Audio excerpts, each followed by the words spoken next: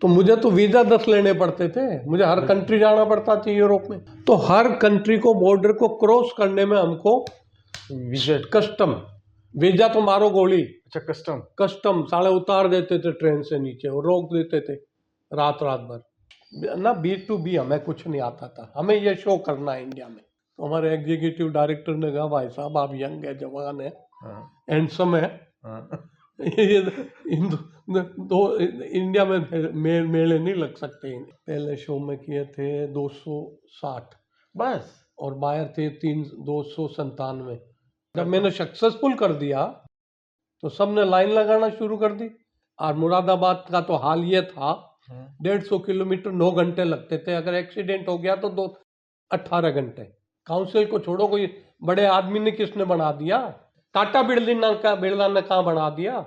उनके पास तो अरबों खरबों टर्बो है, विजन कहाँ है उनके पास ये वाला।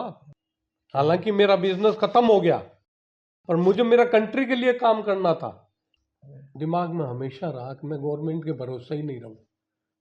गवर्नमेंट हमको खुला छोड़ दे, क्या जरूरत, हमको तो इंफ्रास्ट्रक्चर और सुविधाएं दे दे, तंग ना करे बाकी छोड़ दे हम पे। अगर कुछ दे सकते हैं तो एक काम कर सकते हैं, हमको हायर एंड फायर दे दे हैंडीक्राफ्ट के लिए। हमारी क्वालिटी बेटर है, पर हम क्या करेंगे? फ्यूचर तो हमेशा ही अच्छा है, फ्यूचर की कोई बात ही नहीं है। हो सकता है हैंडीक्राफ्ट इंडिया इंपोर्ट करे, इतना रईस हो जाए। नमस्ते दोस्तों, मेरा नाम है विजय ठाकुर और मैं स्वागत करता हूं आपका आपके YouTube चैनल इंडिया हर्ट्स में।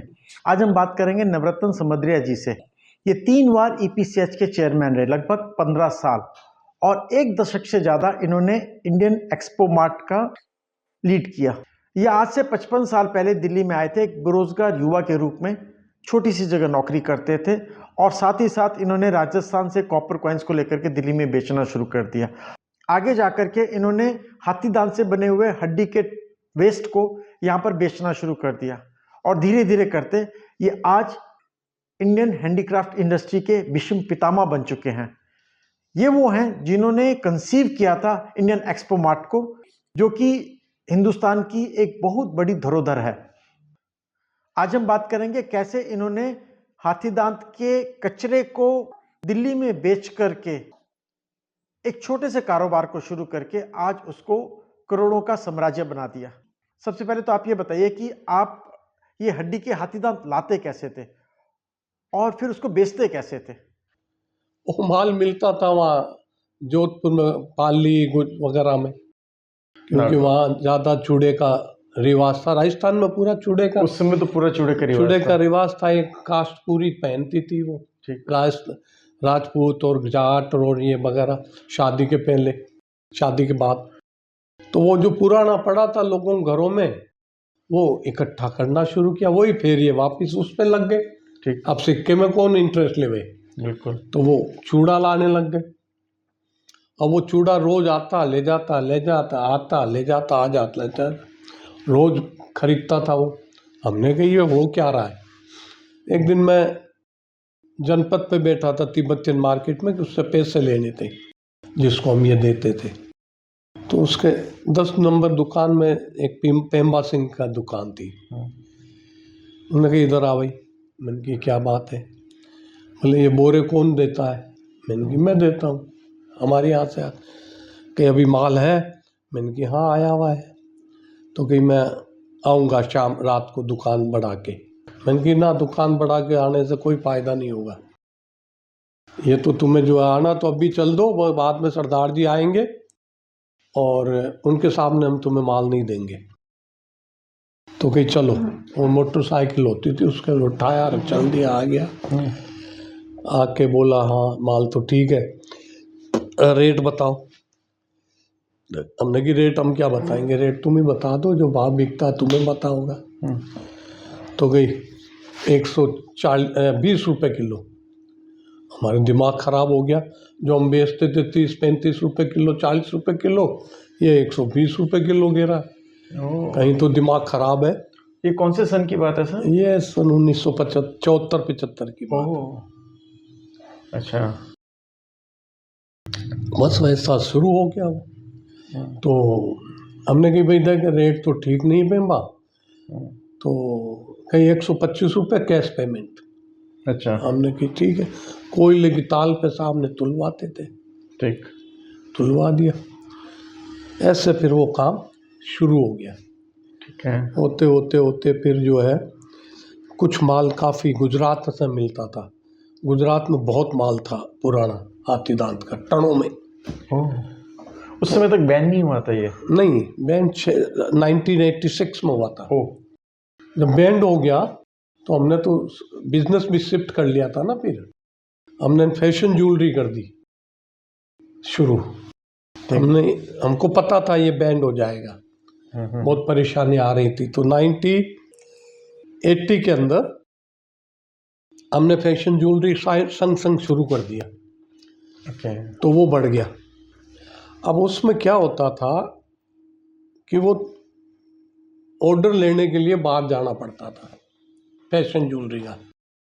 तो 2 अटैची कौन उठाए और एक थैला, मतलब सैंपल तो पूरे चाहिए, बिल्कुल तो बड़ी मुश्किल होती थी।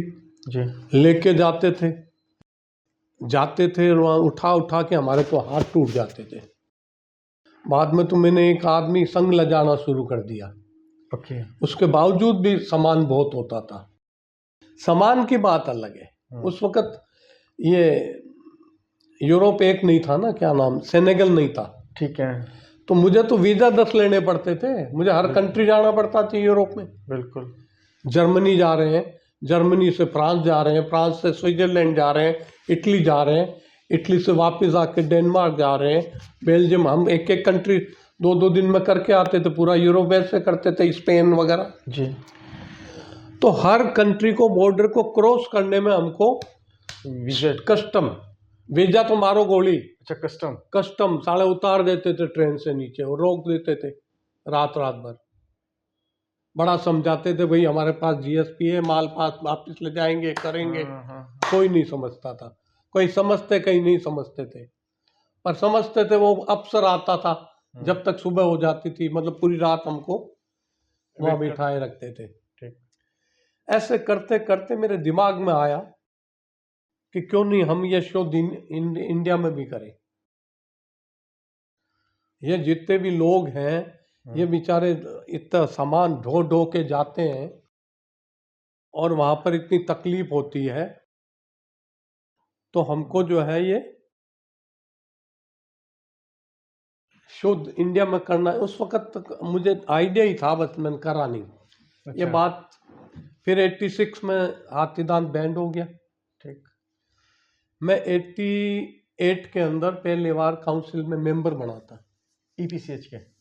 ओके। सीओए मेंबर, सीओए क्या? कमेटी ऑफ अच्छा, एडमिनिस्ट्रेशन ठीक कहते है, हैं। ठीक है।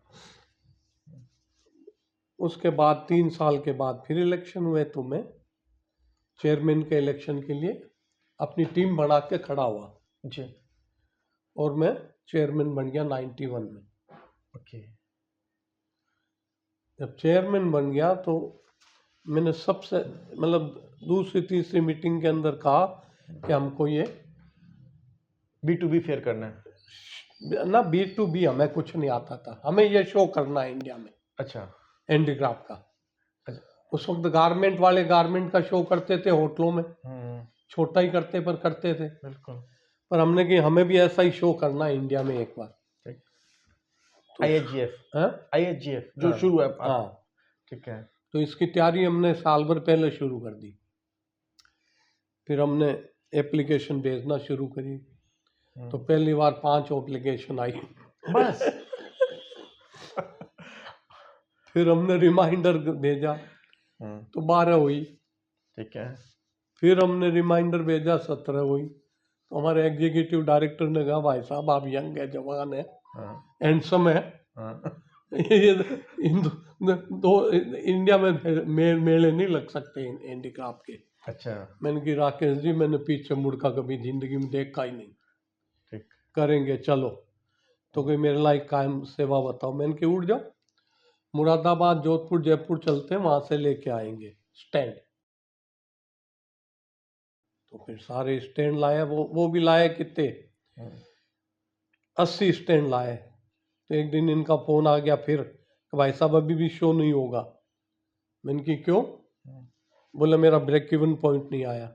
मैंने कहा उसके लिए क्या चाहिए? बोले 216 मीटर कम है। मैंने कहा आ जाओ, मेरे यहाँ से चेक ले जाओ, मैं लूँगा, पर शो जरूर होगा। Show must go on. अच्छा, तो ये कौन सा पहला फेयर कब हुआ था ये ईपीसीएच का?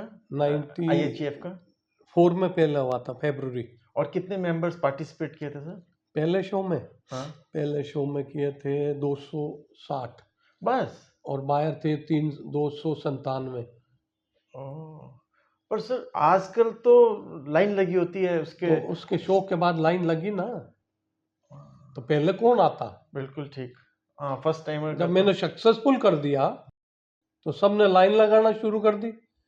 पहले एक हॉल था 18 नंबर, फिर दो, दूसरे शो में 2 हुए, तीसरे शो में 4 हो गए, 5वें शो में 5 हो गए। ऐसे करते करते पूरा प्रगति मैदान भर दिया था मैंने, फिर भी जगह कम पड़ती थी। इसलिए ये दिमाग में आया कि हम अपना मार्ट क्यों बनाएं, क्यों नहीं बनाए, क्योंकि आईटीपी में हमको तकलीफें बहुत थी। अच्छा सर, जब आपने पहला फेयर किया था 1995 में, उसमें बिजनेस कितना कराया? आपने कहा 297 के करीब फेयर बायर्स थे, तो बिजनेस कितना? उस वक्त 150 करोड़ का हुआ था। 150 करोड़ का उस समय के हिसाब से तो बहुत बड़ा बिजनेस बहुत है। बड़ा था। मतलब हर एक्सपोर्टर को काम मिला और अच्छा काम मिला। ओके।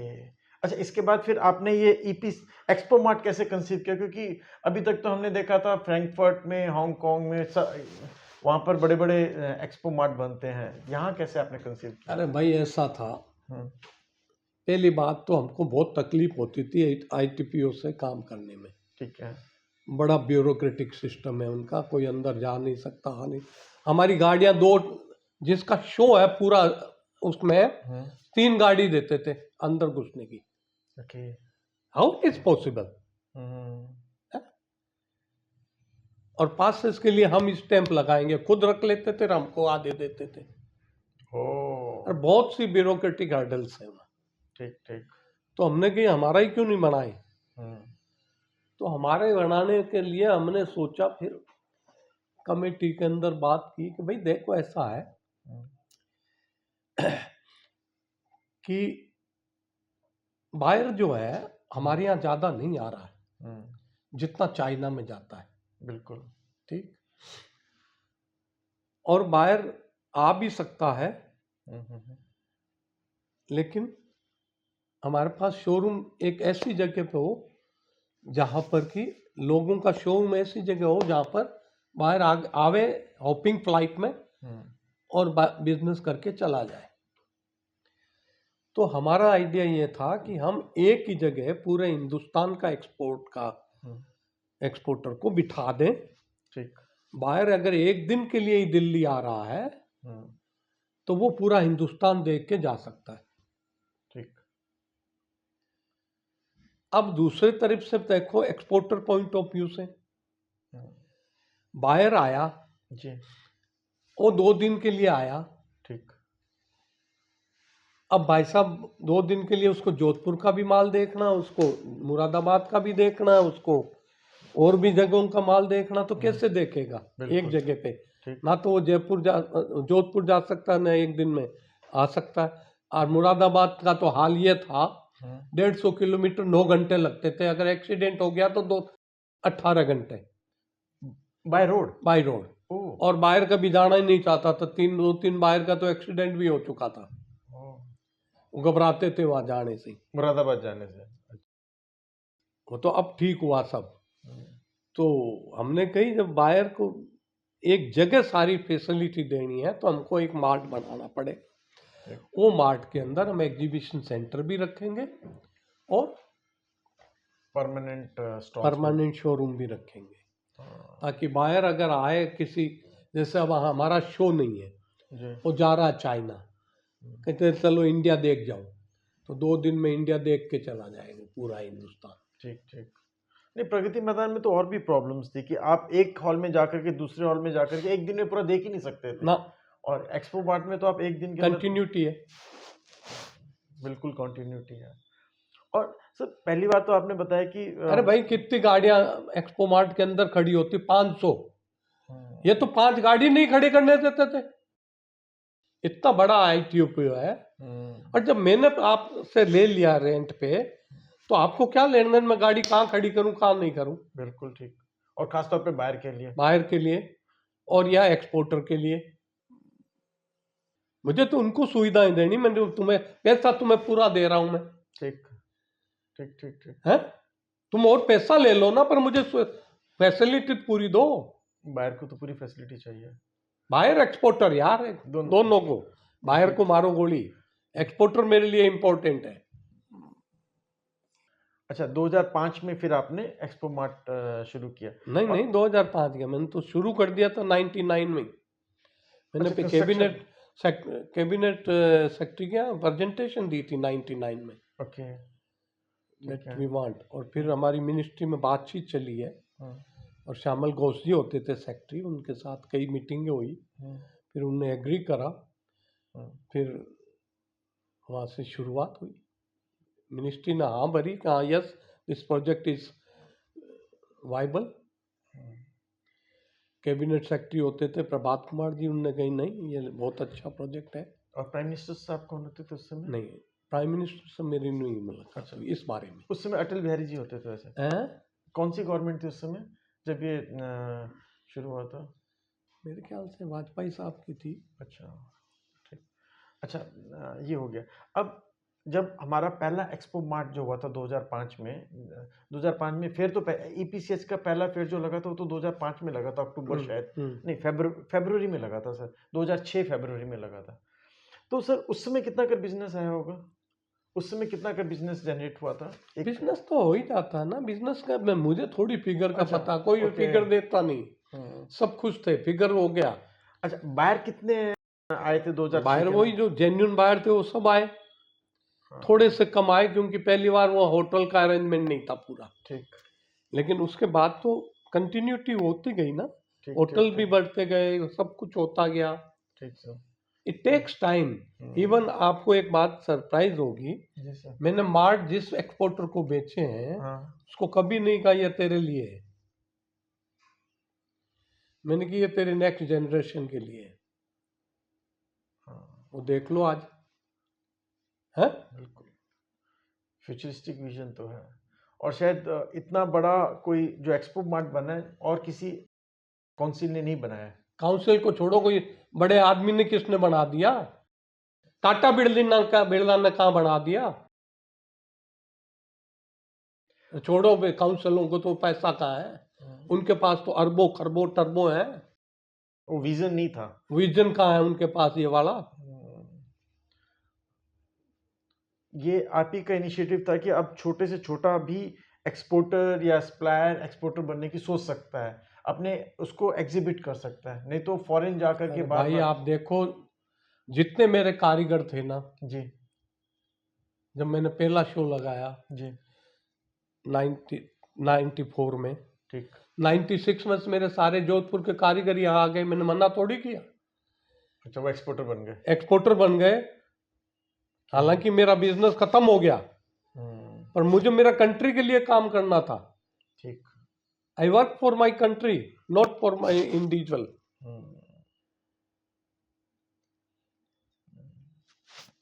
अच्छा, अभी जो है ना सर, जो हमारे एक्सपोर्टर्स हैं, बडिंग एक्सपोर्टर्स हैं, आपको क्या लगता है कि गवर्नमेंट को उनको क्या क्या स्कीम्स हैं जो देनी चाहिए, किस तरह से उनको प्रमोट करना चाहिए, और हमारे इंडियन हैंडीक्राफ्ट इंडस्ट्री जो थोड़ा बहुत डाउन साइड पे जा रहा है उसके रीजंस क्या हैं? आपका पहला सवाल क्या था? सर मेरा पहला सवाल था कि गवर्नमेंट इंडियन हैंडीक्राफ्ट इंडस्ट्री को कैसे प्रमोट कर सकती है? पहली बात तो मेरी दिमाग में हमेशा रहा कि मैं गवर्नमेंट के भरोसे ही नहीं रहूं। ठीक। गवर्नमेंट हमको खुला छोड़ दे, तंग ना करे। तंग ना करे, हम कर देंगे जो कुछ करना है। ठीक सर। ये सब बेकार की बातें, गवर्नमेंट करेगी क्या नहीं, गवर्नमेंट क्या। अरे अभी क्या दे रहे हैं वो, 2% का वो दे रहे हैं, 1% 2%। बिल्कुल क्या जरूरत है? हमको तो इंफ्रास्ट्रक्चर और सुविधाएं दे दे, तंग ना करे। और तंग ना करे, बाकी छोड़ दे हम पे। अगर कुछ दे सकते हैं तो एक काम कर सकते हैं, क्या सर? हमको हायर एंड फायर दे दे हैंडीक्राफ्ट के लिए, क्योंकि हमारा सीजनल बिजनेस होता है, बिल्कुल ठीक। पूरा साल नहीं चलता। ठीक। अगर हम पूरे साल किसी लेबर को रख लेंगे तो उसकी तनख्वाह फिर पूरी साल की बढ़ेगी। तो हायर एंड फायर में हम जितना चाहिएगा उतना लेंगे। ठीक। चाहे हमसे कह दो भाई इसकी तनख्वाह ये होगी, हायर एंड फायर में हमको पता रहेगा, ठीक। तो हम उतना रखेंगे। नहीं तो आज हम बड़ा कंजूसी से आदमी रखते हैं, बिजनेस भी इसी तरह से लेते। अच्छा सर, इंडियन एक्सपोर्ट और चाइना एक्सपोर्ट, इन दोनों में अंतर क्या है? चाइना में किस तरह से एक्सपोर्ट किया जा रहा है, हमारे यहाँ किस तरह से हो रहा है?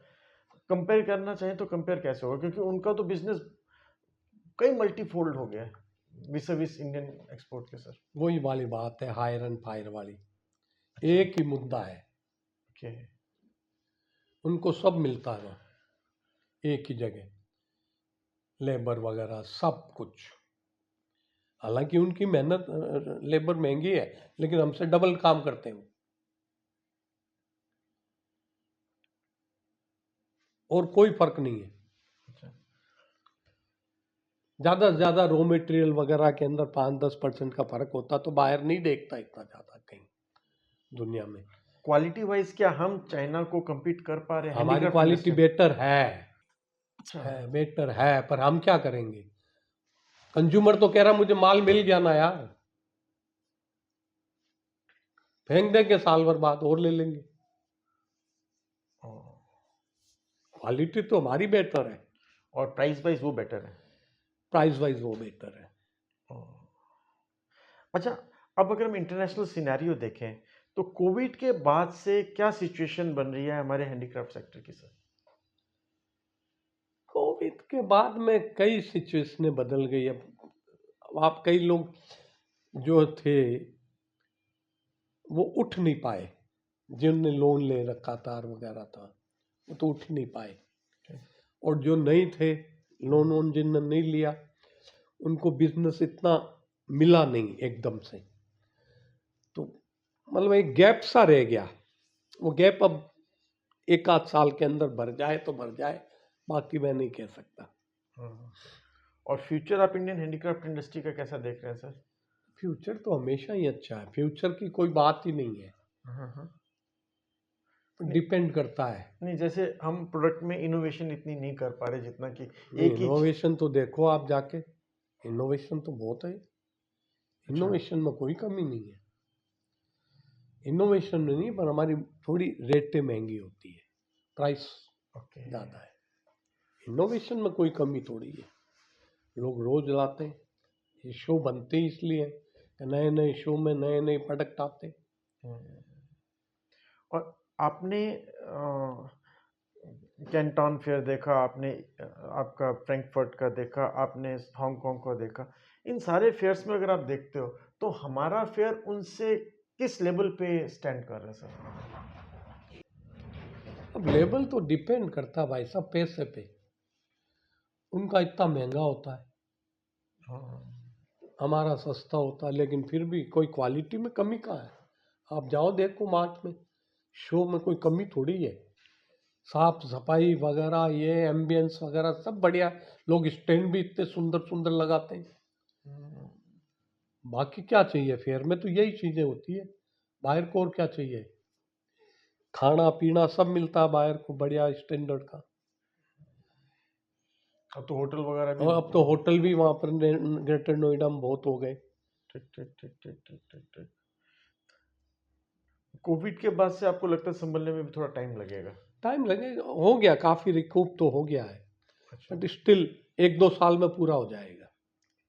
अच्छा, 55 साल की जर्नी में मतलब आप एक छत के ऊपर, कनॉट प्लेस की छत के ऊपर सोया करते थे, वहां से कनॉट प्लेस नहीं, जैन भवन था, अच्छा, ये गोल सामने मार्केट के जैन भवन में। गोल मार्केट में, लेडी हार्डिंग रोड पे। अच्छा, उस पूरी जर्नी को जब आप पीछे मुड़ करके देखते हैं तो आपको क्या लगता है? कुछ नहीं लगता, मजे आ रहे हैं जिंदगी में, भगवान ने सब कुछ दिया, उसका शुक्रगुजार हूँ। और तो क्या दे सकता है। और जो नए बडिंग एक्सपोर्टर्स आ रहे हैं उनके लिए आपका क्या मैसेज है? जो बडिंग जो नए नए एक्सपोर्टर्स आना चाहते हैं इस लाइन के अंदर, पर्टिकुलरली हैंडीक्राफ्ट सेक्टर के अंदर। इनोवेशन लेके आवे, नया प्रोडक्ट लाए, इनोवेशन करें, उसमें काम पूरा मिलेगा। अच्छा, काम का सच कोई कमी नहीं काम है। की कोई कमी नहीं होती, हैंडीक्राफ्ट काम की कहाँ कमी है। हर आदमी को घर सजाना, पर थोड़ा सा ये होता है कि घर 10 साल के बाद नया सजता है। कपड़े गारमेंट होता है वो हर साल 2 बार चेंज होता है, ठीक ठीक। पर इसमें थोड़ा सा टाइम लगता है। नहीं, अब जैसे हमारा यूरोप का बैकबोन टूटी पड़ी है, यूएस की सिचुएशन फिर भी थोड़ी सी बेटर, पर यूरोप की पूरी बैकबोन टूटी पड़ी है, तो हमारे बायर्स भी सारे शिफ्ट कर रहे हैं लैटिन अमेरिकन कंट्रीज या फिर इवन साउथ ईस्ट तो एशियन उसका कंट्रीज की तरफ। इफेक्ट तो है बाहर, यूरोप का इफेक्ट काफ़ी है इंडिया में। बाहर नहीं आ रहे हैं, कम आ रहे हैं, उनकी क्वांटिटी कम हो गई, तो बाइंग कम हो गई, तो उसका इफेक्ट है इंडिया में हैंडीक्राफ्ट का। इसीलिए तो हैंडीक्राफ्ट कम हो रही है थोड़ी थोड़ी। इसीलिए आपने कहीं कोविड में उनका भी कुछ गड़बड़ हुआ होगा। अब ये यूक्रेन का युद्ध और चल गया तो यूरोप तो बिल्कुल ठंडा सा हो गया। तो जिस दिन ये सब ठीक होंगे तो फिर चल देंगे। ऐसा कुछ नहीं है, हैंडीक्राफ्ट तो चलेगा, चलता रहेगा। अच्छा, हो सकता है हैंडीक्राफ्ट इंडिया इंपोर्ट करे, इतना रईस हो जाए इंडिया। नहीं वैसे हो भी रहा है ये, हो भी रहा है ये। अच्छा सर, आपने जब दिल्ली आए थे, आप 1970 के अंदर दिल्ली आए थे, उस समय आप क्या करते थे? कितना सैलरी था आपका? वो कैसे? तो लंबी कहानी है भाई, बहुत अब टाइम हो गया।